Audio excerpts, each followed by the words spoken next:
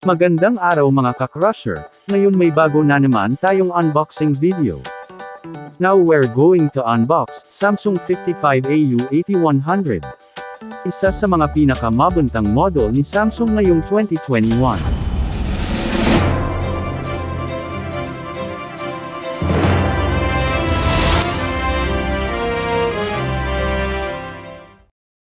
Mga nasa loob ng box kasama sa package ng TV.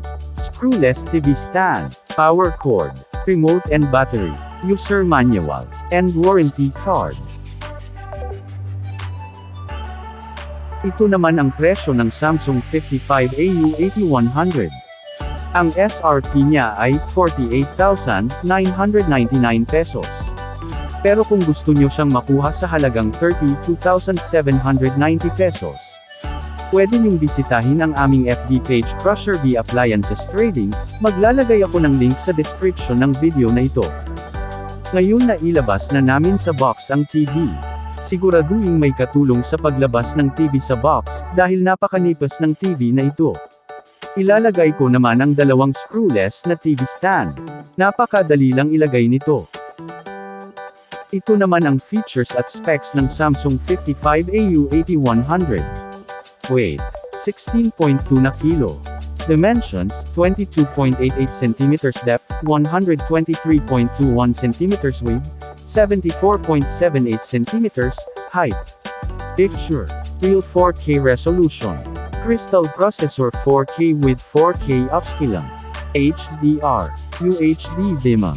Dynamic crystal color. Sound. Adaptive sound. Q Symphony Light.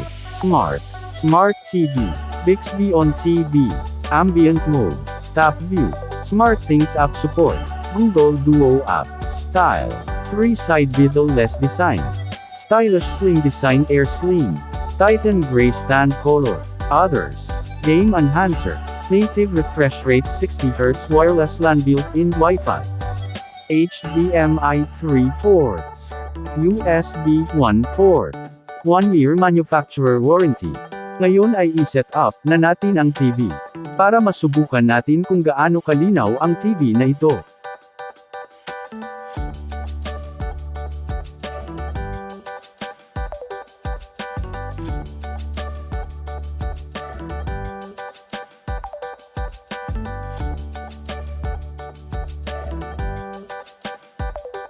Tapos na natin i-set up ang TV.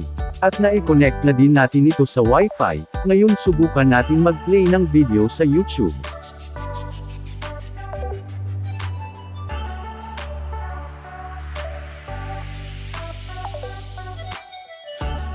Grabe ang linaw at sobrang bilis ng response ng TV na ito.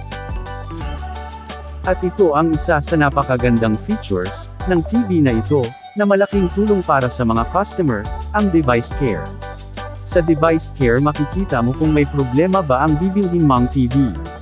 Meron siyang photo test, video test, sound test, HDMI troubleshooting, signal information, smart hub connection test, preset smart hub.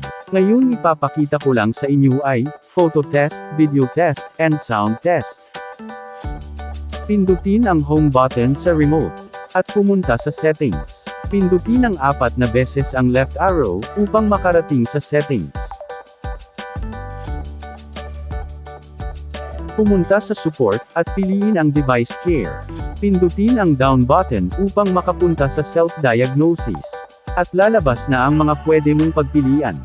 Una nating i-check ay ang video test. Pindutin ang video test button, at magpapakita ang TV ng sample video.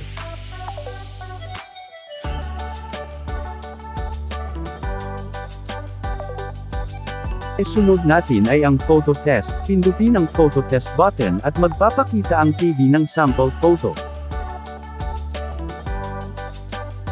At ang pinakahuli nating itetest ay ang sound test. Pindutin ang sound button upang marinig natin kung may sound ba ang TV. Dito na po magtatapos ang ating video mga ka-crusher. Maraming salamat sa panunood, sana ay nakatulong po ang video ito, sa mga nagbabalak mag-purchase ng Samsung 55AU8100. Please don't forget to like, subscribe, and hit the notification bell para lagi kang updated sa mga bagong video natin. God bless all of us and always keep safe.